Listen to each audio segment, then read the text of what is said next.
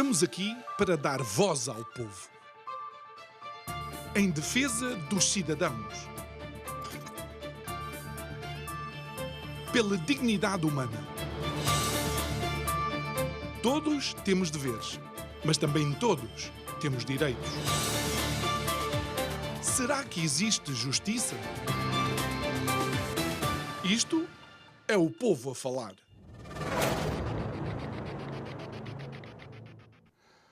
A saúde das nossas democracias está assente no bom funcionamento das suas instituições. Obviamente, os partidos políticos são fundamentais e são uma dessas instituições e, como tal, deveriam ser uma peça-chave no sentido de criar ou de dar, então, à democracia uma verdadeira noção de transparência, uma verdadeira noção de ética, um modelo que todos pudéssemos olhar e ficar descansados, sabendo que as melhores práticas eram aquelas que começavam também dentro dos próprios partidos. Então, a regulação e os mecanismos de regulação interna desses próprios partidos para fomentar ou para criar um melhor músculo naquilo que é a ética e a transparência dos próprios partidos e dos seus representantes são fundamentais. Mas será que estão realmente a ser aplicados? Boa noite, o meu nome é João Nuno Pinto e isto é o Povo a Falar. Estou consigo de segunda a sexta, neste mesmo horário, emissão em simultâneo, Curiacos TV e Rádio Vida 97.1. O tema deste mês tem sido um verdadeiro desafio. Mar Morto. Primeiro, não sabíamos que ia dar início, não digo a escolha do tema, mas não sabíamos que se iniciaria o conflito naquela região do Médio Oriente que, infelizmente, se está a viver agora. Mas segundo, porque realmente, pensando bem, Mar Morto, olha, parece aquilo que são as políticas de combate e prevenção da corrupção em Portugal. Parece aquilo que é o funcionamento de observatórios que observam, mas não são fundamentais naquilo que é o combate à corrupção ou naquilo que é a legislação de combate à corrupção. Ou então, não nos podemos esquecer que Portugal é dos países que a União Europeia mais castiga por não implementar aquilo que a União Europeia já disse que deveria ser implementado nesse sentido. Mas voltemos então à autorregulação. É porque muitas vezes os partidos acham que estas medidas não têm reflexo nos votantes. Ou seja, o facto de eu mostrar que sou um partido ético e transparente não me parece que dê mais votos. Olha, então como é que podemos ler o aparecimento de partidos antissistema e alguns deles utilizando a bandeira do combate à corrupção? E o que dizer de casos com contornos realmente pouco claros que envolvem partidos políticos e também o poder económico? É caso para usar um velho ditado português: a mulher de César não basta ser séria, tem que parecer séria. E para o parecer tem que criar os mecanismos para tal. Digo eu que não percebo nada disto.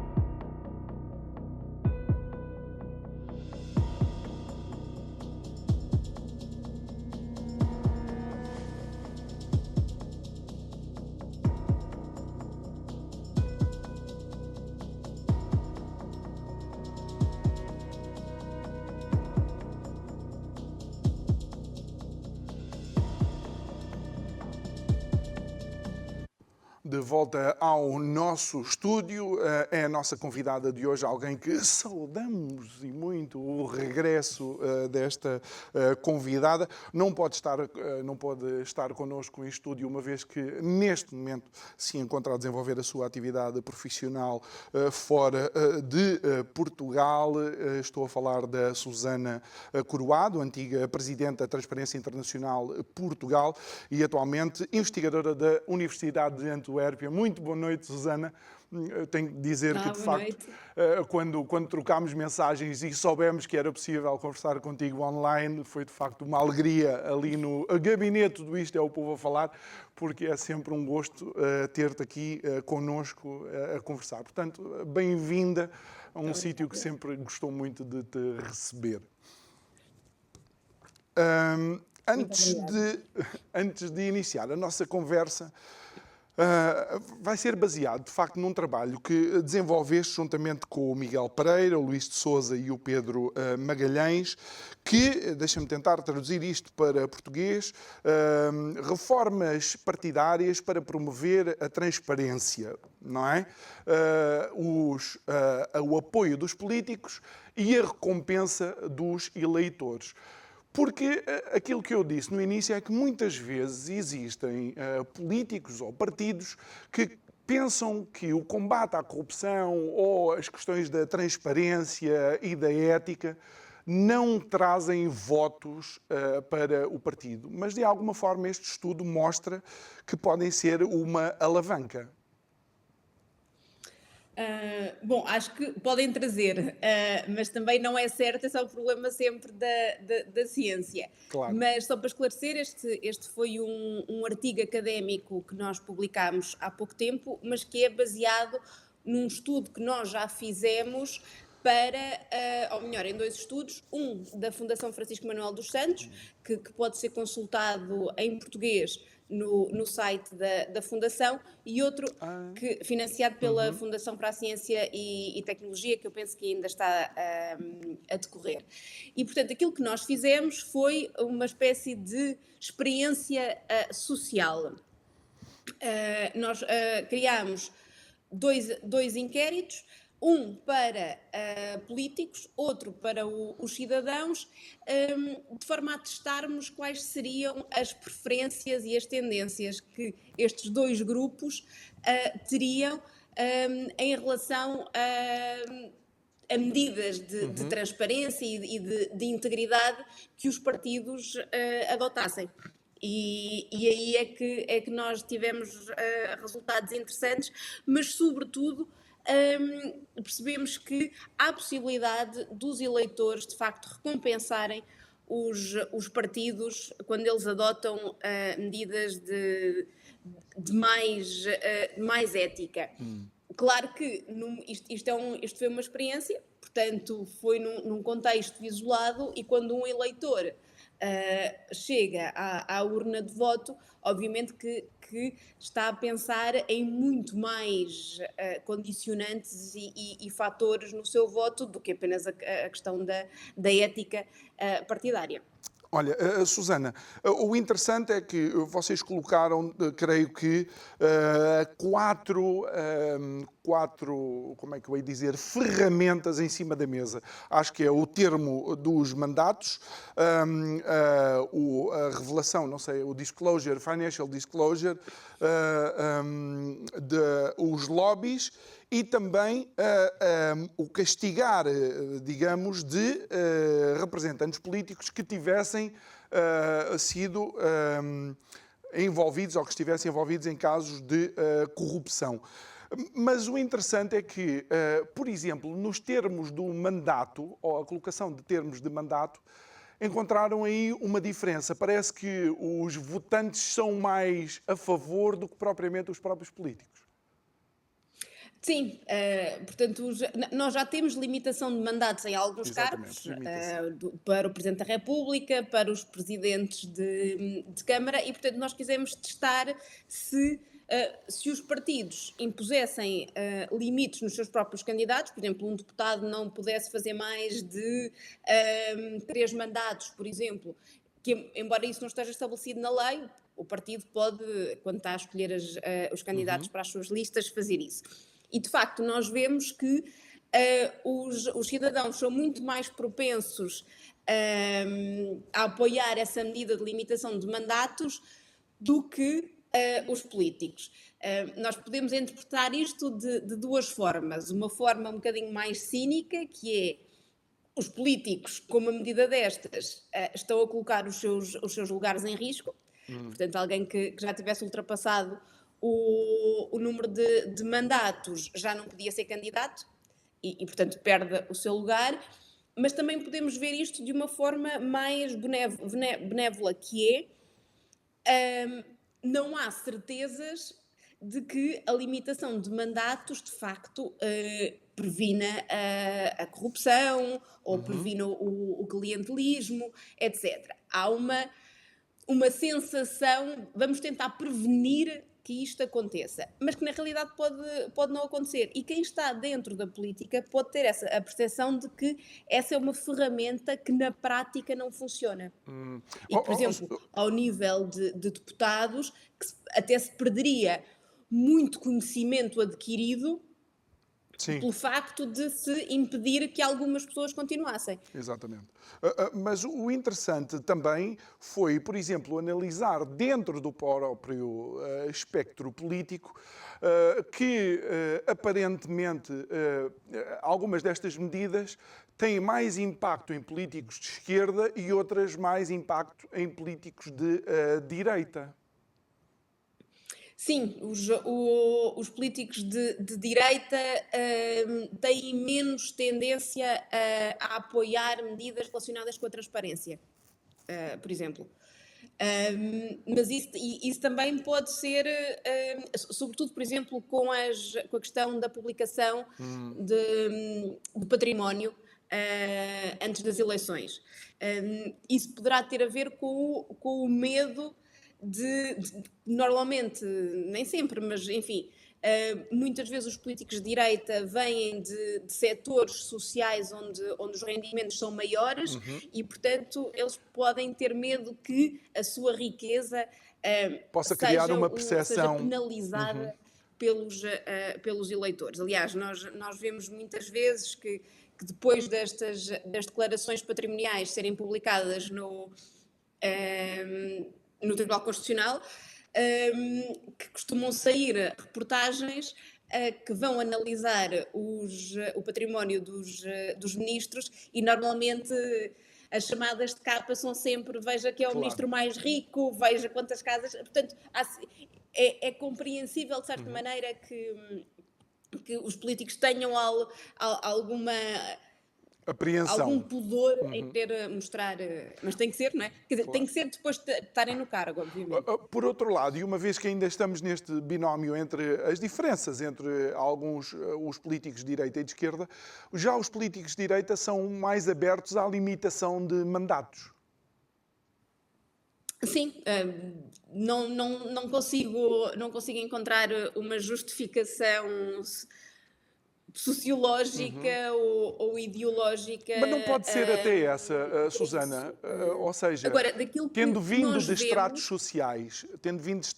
sociais já mais, pronto, financeiramente mais estabilizados e se calhar com um percurso económico mais robusto, se calhar não têm qualquer tipo de problema em sair da vida política e voltar para o mundo empresarial. Pode ter a ver com isso, é uma boa perspectiva. Pode também ter a ver com o facto de nós muitas vezes vemos que os partidos mais à esquerda têm algumas relutâncias em criar várias limitações ao poder político. Por exemplo, o PCP é contra muitas vezes códigos de conduta, sanções ou propostas de comissões éticas dentro do Parlamento ou sanções dentro do Parlamento. Portanto, pode haver aqui uma noção de o poder político é soberano, no sentido em que é diferente dos outros setores da sociedade e, portanto, não deve ter limitações, sobretudo quando tem a legitimidade dos eleitores. Ou seja, se um eleitor quer votar pela quarta ou quinta ou sexta vez no representante político, deve poder fazê-lo e não deve ser a lei a limitá-lo. E Susana, ainda como força motriz para este estudo, de alguma forma, a saúde da democracia foi como é que eu hei de explicar, o gatilho que possa ter despoltado a necessidade de voltar a olhar para esta questão? Sim, eu acho que duas coisas, que é, por um lado, de facto, a saúde da democracia em sentido lato, Sim. sobretudo porque nós vemos que há cada vez mais retrocessos, mesmo as democracias que nós víamos que estavam muito consolidadas começam a apresentar retrocessos. E, sobretudo, especificamente em relação aos partidos, aquilo que nós vemos é que em todos os estudos de opinião que são feitos em Portugal, mas também em outros países europeus, e, portanto, onde podemos fazer comparações, nós vemos que os partidos políticos são as instituições políticas que têm menos confiança dos cidadãos. Exatamente. E isto é assim nos últimos 10 a 15 anos. Os níveis de confiança nos partidos políticos são sempre muito baixos, muito mais baixos do que no Parlamento ou no Governo. E isto é preocupante e devia ser preocupante para os próprios partidos, sobretudo aqueles que existem, não é? Porque os que não existem, ou que poderão vir a existir, ou que acabaram de ser criados, ainda têm alguma margem, ou não estão tão afetados. Agora, se há falta de confiança nos partidos, é graças àquilo que os partidos que existem no momento e que já existem há muitos anos estão a fazer. Ou que não estão a fazer porque não estão a transmitir confiança aos cidadãos. Uma outra questão que vocês também abordaram, que em Portugal não é muito falado, mas o que não falta são de facto algumas situações que nos deviam preocupar, tem a ver com os lobbies e o registro de conflito de interesses naquilo que poderá eventualmente ser esta questão dos lobbies. E aqui, qual foi a leitura que vocês puderam fazer, tanto por parte dos políticos como por parte dos votantes ou eleitores? É que, bom, por parte dos votantes, sim, acho que por parte dos dois há uma abertura a essa transparência. O problema é que depois, na prática, isto nunca acontece. Portanto, nós continuamos sem saber quem é que influencia as políticas públicas. E em relação à questão dos partidos, é sobretudo importante por uma coisa, porque se nós no futuro, se em Portugal se regular o lobbying, à partida essa regulação vai ser só feita para os contactos com o governo ou com o Parlamento, eventualmente a administração pública. E o que pode acontecer é que os lobbies que não querem ser transparentes, que não querem que se saiba que foram tentar influenciar o governo ou o Parlamento, vão começar a ir para os partidos onde não têm essas obrigações de transparência. Olha. E, portanto, se os partidos também forem opacos e não aceitarem voluntariamente fazer esses registros e dizer com quem é que conversaram para aprovarem, para desenharem as suas propostas políticas, temos aqui um problema que é formas de escapar a uma lei que se cria boa. Olha, Susana, eu tive conhecimento recente. Isto foi algo que aconteceu há alguns anos, mas pode ser um indicador daquilo que ainda eventualmente poderá estar a acontecer.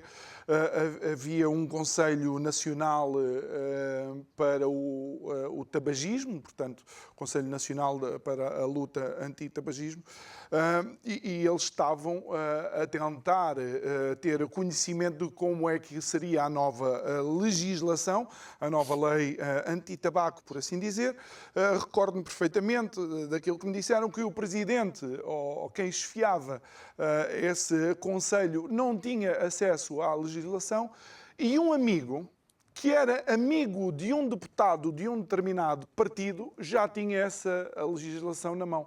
Mas pasme-se que esse deputado que tinha a legislação tinha sido membro de uma das grandes tabaqueiras mundiais e que estava representada em Portugal. Isto demonstra, de facto, a necessidade cada vez mais de mecanismos de controle e regulação.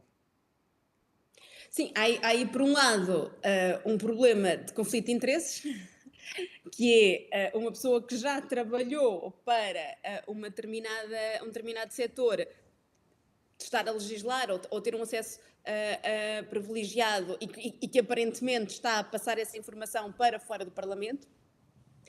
Mas depois também outra coisa que é muito lamentável em Portugal, é que a informação circula, mas circula através de amigos. Ou seja, quem não tem acesso a esses círculos, quem não tem os tais amigos, ou os amigos dos amigos dos amigos, nunca consegue essa informação. E, portanto, nós temos que não só regular as influências externas, os conflitos de interesse, etc., mas também criar aqui um hábito de publicação, uma pegada legislativa, Exatamente. de forma a que estas propostas estejam disponíveis desde o início para qualquer pessoa. Porque é extremamente injusto que se possa aceder à informação que devia ser pública através de amigos de amigos. E o Porque interessante... isto cria uma desigualdade enorme entre os cidadãos. É interessante, de facto, essa expressão, a pegada legislativa. E relativamente a isso e a este disclosure, algo que eu achei interessante é que os eleitores recompensam em maior número quando a informação é dada antes das eleições, muito mais do que pós as eleições. Eu acho porque isso ajuda a criar um perfil do representante, do candidato. Não só um perfil social, nós gostamos mais das pessoas sobre as quais nós sabemos mais. Exato. É por isso, por exemplo, que os candidatos gostam tanto de ir a programas como os do Ricardo Araújo Pereira, ou programas mais informais, onde possam dar a conhecer o seu lado mais pessoal, porque de facto isso ajuda a criar relações com os eleitores. E, portanto, os eleitores de facto gostam de saber um pouco mais. Por outro lado, também há aquela sensação de, bom, depois de ele estar eleito, é que eu vou saber informações sobre ele, bem, o mal já está feito, ou mal ou bem, ou o que seja, mas quer dizer, esta informação era importante para eu tomar uma decisão. Obviamente que há motivos pelos quais estas declarações patrimoniais são publicadas ou são depositadas no Tribunal Constitucional. Não tem só a ver com uma questão de prestação de contas aos eleitores, tem a ver, sobretudo, com uma questão de tentar controlar os eventuais acréscimos patrimoniais que possam existir num determinado decisor político, para ver se há casos de corrupção ou de peculato, de abuso de poder, etc. Susana, mais uma vez, não estamos a acusar ninguém, mas esta semana foi notícia até o aparente conflito de interesses da juíza do caso do ex-ministro Manuel Pinho, que já em si é um caso isolado. E isto leva-me a uma pergunta que eu não sei se é possível responder, com esta clivagem que já existe, e não vale a pena, os partidos políticos perderam muita credibilidade, por mais que tentemos dourar a pílula, e desculpa-me a expressão. Achas que os partidos políticos ainda vão a tempo de promover estas campanhas em prol da ética e da transparência? Eu espero que sim. Acho que não é uma resposta que se possa dar baseada em factos, acho que se pode dar só baseada na esperança. Agora, aquilo que nós vemos é que, por exemplo, há partidos novos a surgir em Portugal, já com algum sucesso eleitoral, portanto, isso significa que os eleitores estão dispostos a votarem em novas ideias e em novas posturas, e, portanto, isso é bom, mesmo que nem todas as posturas sejam completamente a favor da democracia. nós não temos só um partido novo, temos vários Sim. partidos novos, e portanto é sempre importante não esquecer isso. O outro aspecto é que parece-me que os partidos de facto já começam a ter alguma sensibilidade para esta questão. Por exemplo, o LIVRE, desde da sua criação, que tem um código de ética, e o PSD anunciou agora que vai criar um código de ética. Pois, Portanto, depois, vamos esperar para ver. Susana, depois dos casos com que muita teve, não curiosidade é? para ver assim à distância, mas acho que pode começar a haver aqui alguma sensibilidade. Mas, como tal, também, e eu creio que vocês mencionam aqui no vosso estudo, é que ainda há alguma resistência a que esta mudança seja feita com a colaboração de instituições fora ou extrapartidárias. Sim, eu acho que, mas isso é um problema dos partidos portugueses em relação a em várias dimensões. Não tem só a ver com questões de ética, mas os partidos políticos são, de facto, instituições muito fechadas. Nós estamos sempre a dizer é preciso os partidos abrirem-se à sociedade civil, é preciso haver uma renovação das elites partidárias. Nós estamos sempre com a sensação de que são sempre os mesmos. É verdade. E muitas vezes ocupar 2 e 3 cargos diferentes e, portanto, é preciso que os partidos se abram, mas está difícil. Seja para estas questões de transparência, seja para outras. Eu acho que depois, também as questões de confiança e desconfiança têm um forte impacto. Ou seja, isto tem sempre aqui os dois lados. A democracia tem o lado dos eleitores e o lado dos políticos, o lado da oferta e da procura.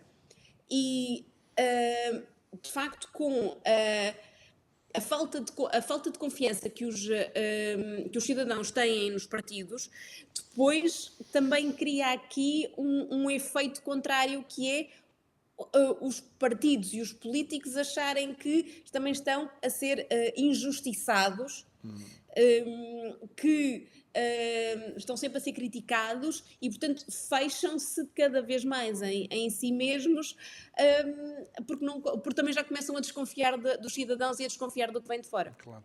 Susana, vocês mencionam aqui um quarto item, que é sanções por acusações de corrupção. Claro, acusações, ou seja, quando já tudo... Acusações formais, acusações judiciais. Não é por suspeita. Sabendo o tempo que demoram as coisas em Portugal para ser tratadas, isto pode mesmo ditar o fim da vida política para um cidadão que, no final do processo judicial, até pode ser completamente inocente.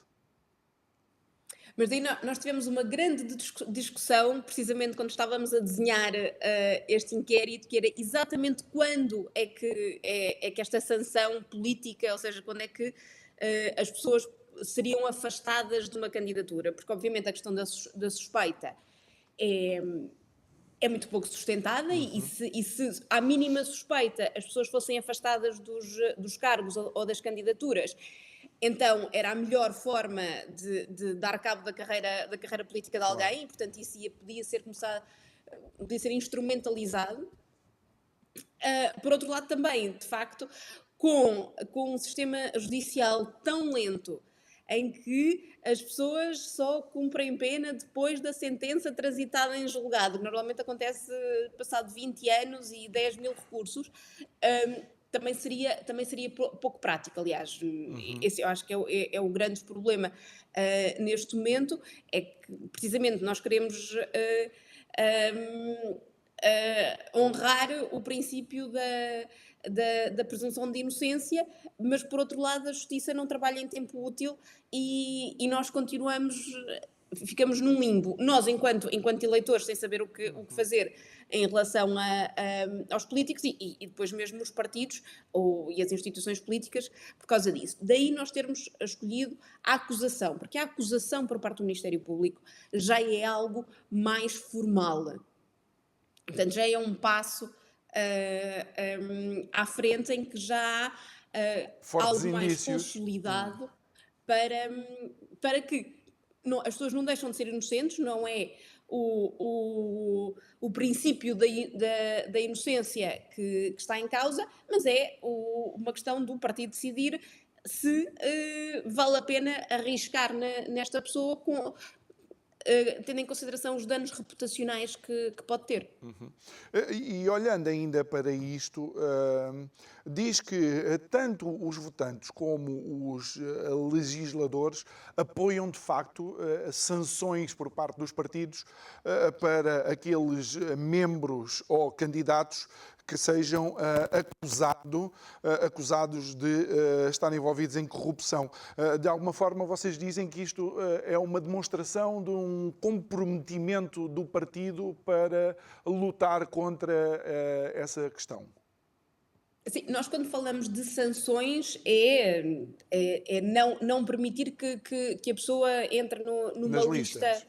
ou numa candidatura eleitoral. Essa é a sanção, ou seja, não há aqui sanções disciplinares em relação a isso.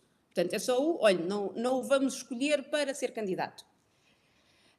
E eu acho que isto é interessante, porque de facto o problema é que quando um político se envolve num caso suspeito, opaco de corrupção, de peculato, de abuso de poder, etc., não está só a pôr em causa a sua imagem e o seu cargo, mas também o partido político. E portanto, por maioria de razão, todos os outros membros do partido. E, portanto, os efeitos, os danos reputacionais que este tipo de comportamento têm nos partidos é muito forte. E eu acho que os partidos têm essa noção. E nós, aliás, já tivemos casos de lideranças partidárias em que de facto recusaram, que não deram o apoio a candidatos que tinham problemas com a justiça. Nós vimos isso com Exaltino Moraes, por exemplo, em que o PSD pura e simplesmente disse Mas, não vamos apoiar ainda bem que mencionas. esta pessoa. E também a distância, só para terminar, Sim. também a distância que, por exemplo, o PS criou de José Sócrates, embora não tenha sancionado no sentido em que não estava em causa uma candidatura, mas também este distanciamento é prova de que os partidos têm noção dos danos reputacionais, claro, que o comportamento dos seus membros lhes causa. José Sócrates, que era alguém extremamente interessante, se já existisse aquela pegada legislativa que vocês propõem aqui. Se calhar tinha sido travado um bocado mais cedo, porque há histórias que vêm já de longe, nomeadamente um aterro sanitário, alguns que eu agora não me recordo o nome, mas ainda bem que mencionaste o caso de Exaltino Moraes, porque também é um paradoxo, porque Exaltino foi acusado, esteve preso, cumpriu a pena, é um cidadão que pagou a sua dívida para com a sociedade e depois ganha as eleições. Pois, remeto para aquilo que eu disse logo no início do programa, é que há sempre muitas variáveis que um eleitor julga quando está a decidir o seu voto.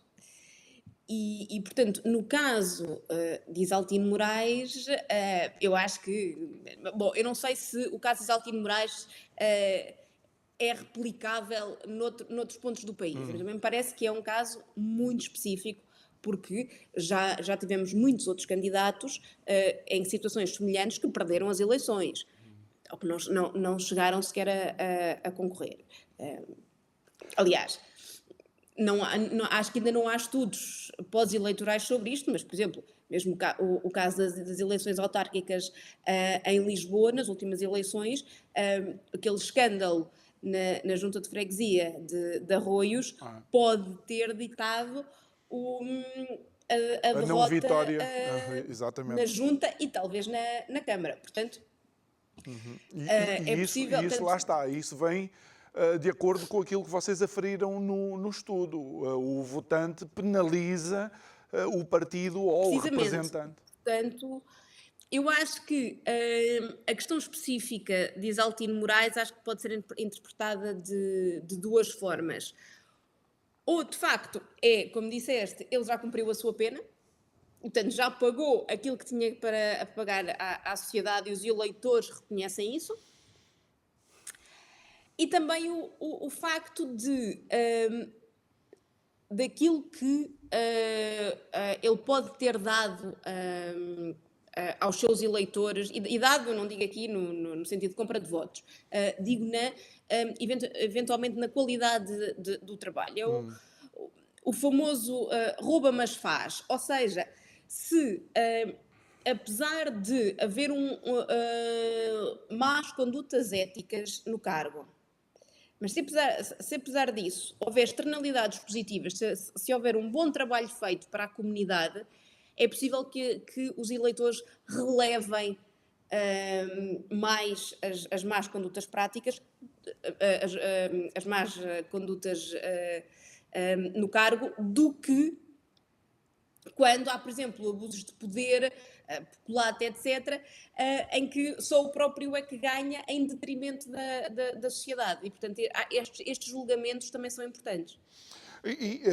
Quando vocês começaram a analisar os resultados deste estudo, e sendo o grupo de pessoas que o realizou um grupo que já acompanha estas questões há algum tempo, foram surpreendidos com algum resultado? Houve algum indicador que vocês dissessem, não estávamos à espera disto? Em relação aos eleitores, acho que não houve grandes surpresas, acho que era mais ou menos o que nós estávamos à espera. Acho que foi surpreendente as diferenças ideológicas, embora possam ser explicáveis, foram surpreendentes, mas também o facto de os cidadãos não precisarem de que... Bom, vou voltar um bocadinho atrás para explicar. Uma das questões que nós perguntávamos era se estas medidas da limitação de mandatos, da publicação das declarações patrimoniais, etc., se deviam estar inscritas nos estatutos do partido ou se poderiam ser uma medida ad hoc da liderança do momento. Porque quando estão inscritas nos partidos, nos estatutos dos partidos, bom, pode haver mais confiança de que se vai manter e que não é porque houve a sorte de ter um líder mais progressista. E o facto é que, para os cidadãos, isso pouco importa. O que importa é alguém tomar a medida, e os políticos também estão mais propensos a que estas sejam medidas ad hoc do que sejam medidas definitivas. E eu acho que isto abre aqui uma porta importante para os partidos poderem experimentar, poderem testar ideias, ou seja, não têm que se comprometer logo com reformas definitivas, mas podem ir testando o que é que funciona ou não dentro do seu partido e para fora. E isso também lhes permite ir afinando os códigos de conduta, ir afinando sanções, ir afinando as regras.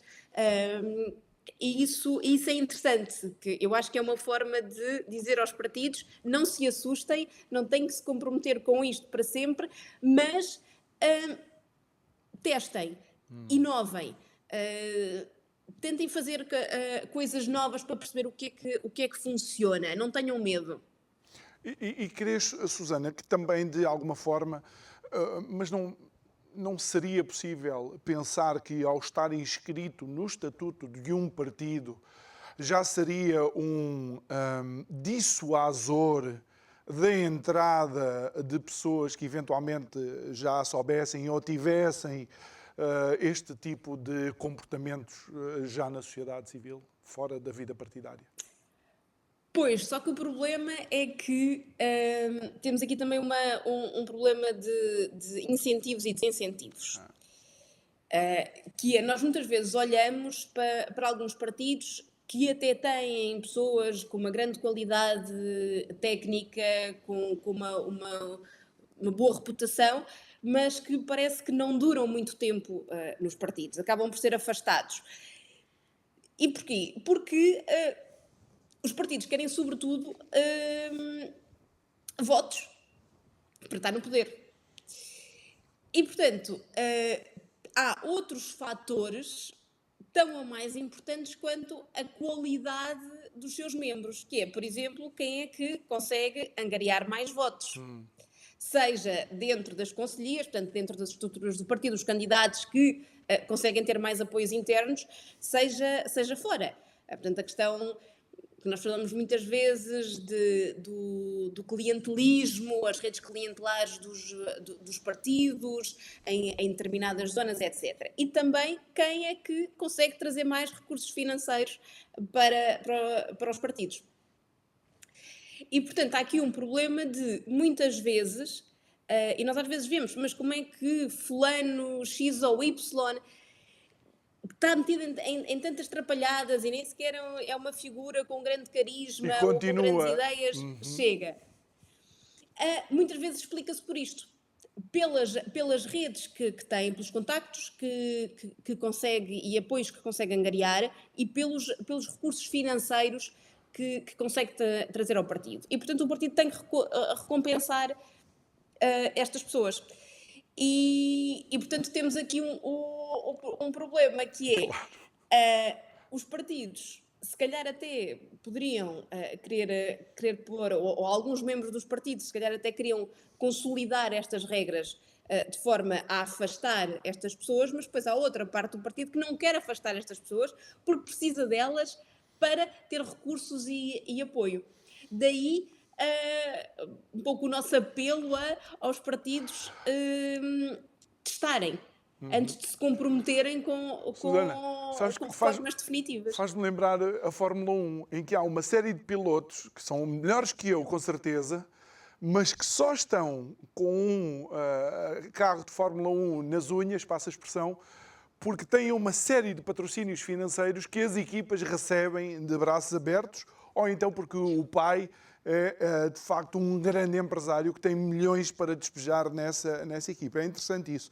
E sei que não está no estudo, mas é uma questão que falámos algumas vezes que aqui estiveste connosco. Crees que os líderes partidários em Portugal ainda valorizam em demasia mais a lealdade ao chefe do que propriamente a qualidade intelectual e o aporte que essa pessoa pode dar ao partido? Os partidos não são todos iguais e os líderes não são todos iguais e, portanto, os partidos também vão tendo líderes diferentes e, portanto, com sensibilidades diferentes. Agora, de facto, há essa questão de... E é preciso nós termos sempre isto em mente e não o dizer de uma forma moralista, mas o objetivo de um partido político é estar no poder e, portanto, o objetivo do líder do partido é estar no poder dentro do seu partido e estar no poder através do seu partido em cargos públicos. E, portanto, vai depender muito da forma como consegue chegar a esse poder. Se perceber que mais facilmente atinge e permanece no poder com lealdades desse género, em vez de ser com pessoas com pensamento, que de facto possam contribuir para a melhoria das políticas públicas, bom, eles vão optar pelas lealdades e não de facto por quem pode trazer um bom contributo para o interesse público. E daí cairmos muitas vezes naquela percepção de que são sempre os mesmos, porque eles apoiam-se uns aos outros, então de facto dá sempre a ideia de que são as mesmas cabeças que lá estão. Susana, nós estamos sensivelmente nos últimos 5 minutos. Quais são as conclusões principais, para além desta, que podes voltar a repetir, que de facto os partidos devem experimentar alguns destes mecanismos? Quais são as conclusões principais que vocês conseguiram tirar deste estudo, desta análise? Bom, este estudo, lá está, foi integrado num estudo maior sobre práticas de ética e integridade nos parlamentos, nos governos e nos partidos, e realmente eu acho que a conclusão é que ainda há muito trabalho para fazer dentro das instituições. Acho que as instituições também ainda não perceberam exatamente o que é que o de bom que podem tirar de ter mais regras de conduta ética e, portanto, e disciplinar mais as condutas dos membros do governo, dos deputados, dos partidos, etc. E acho que este estudo pode incentivar a isso, que é importante haver abertura e é importante haver tentativas de melhorar e de experimentar novas soluções para melhorar a conduta dos detentores de cargos políticos e, com isso, aumentar a confiança que os cidadãos têm nas instituições democráticas em geral e nos atores políticos em particular. Em particular. Sendo que, Susana, muitas vezes se fala sobre a implementação destas políticas, mas em Portugal já se sente que muitas pessoas consideram que isto é conversa fiada, até porque nós vemos os próprios castigos, desculpem, entre aspas, que a União Europeia dá a Portugal por não implementar diretivas neste sentido. Pois, mas as diretivas vindas da União Europeia são sobretudo relativas a branqueamento de capitais. Não há diretivas relacionadas com a conduta ética e com o funcionamento interno das instituições políticas. Mas consegues entender sim, como é que um cidadão normal pode misturar tudo e confundir? A montanha vai parir um rato. Consegues entender como é que o cidadão normal pode misturar e confundir tudo? Sim, mas pronto, mas por isso mesmo é que nós aqui estamos para poder esclarecer e fazer essas diferenças. Obviamente que o branqueamento de capitais tem a ver, não é? Porque é uma forma, os mecanismos de prevenção e de detecção do branqueamento de capitais são fundamentais para detectar potenciais crimes de corrupção dos membros dos políticos. Portanto, são cruciais, mas são aqui um lado mais indireto. Portanto, no domínio da prevenção da corrupção e da promoção de condutas éticas, de facto, são as próprias instituições que têm que as fazer e vai-se discutindo, vão-se criando remendos, mas depois não acontece nada. Aliás, é costume criarem-se regras muito rígidas em determinados pormenores da lei para dar um impacto muito grande e depois, quando a lei está em vigor, não se cumpre, porque depois descobre-se que afinal é rígido demais e ninguém tem coragem de aplicar essas regras. Então, e, portanto, continuamos sempre neste marasmo. Deixas aqui, de facto, o desafio aos partidos para experimentar e implementar algumas destas medidas? Sim. Acho que liderar pelo exemplo é fundamental. Inovar, porque também a inovação e a abertura pode trazer mais confiança dos cidadãos, abrirem-se aos cidadãos e também convencê-los a participar e depois porque também isso depois dá mais credibilidade às próprias propostas anticorrupção que apresentam. Muito bem. Portanto, eu acho que sim, acho que a frase de facto é esta, é liderar pelo exemplo. Muito bem, fica aqui o desafio. Susana Coroado, muito obrigado, foi ótimo voltar a conversar contigo e ter-te aqui no programa. Até uma próxima oportunidade. E muito obrigado também a si que nos acompanhou nesta sexta-feira que finaliza mais uma semana de programas. Quero recordar que pode rever algumas das nossas conversas, todas as nossas conversas, aquelas que você mais gostou, no canal do YouTube do Isto é o Povo a Falar. Subscreva o canal, clique lá no sininho para receber a notificação sempre que colocarmos um vídeo. A mim resta-me agradecer a sua gentil audiência e dizer que segunda-feira estou de volta. Obrigado, boa noite.